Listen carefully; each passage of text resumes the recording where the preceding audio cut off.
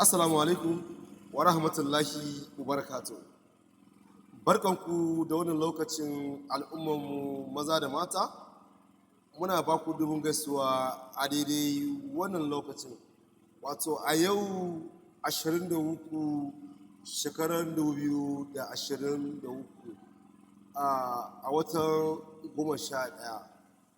A yau ne wato aka haɗa gwamnonin Najeriya gaba ɗaya a nan babban birnin tarayya which is Abuja kenan, wanda an yi tattaunawa na musamman akan wato 'yan sandan ƙasarmu ta Najeriya baki ɗaya.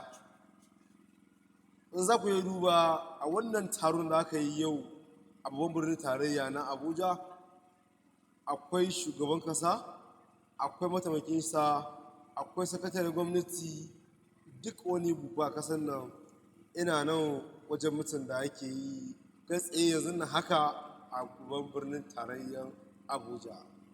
Mai sauraro, za mu ci gaba da kawo muku update akan abubuwan da ke faruwa a wani ƙasar, sannan kuma za mu ci gaba da kawo muku bidiyoyinmu na evidence na abubuwan da ke faruwa a wannan ƙasarmu ta Najeriya.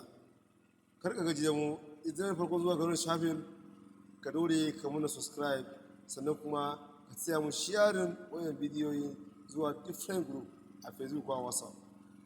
Assalamu alaikum wa rahmatullahi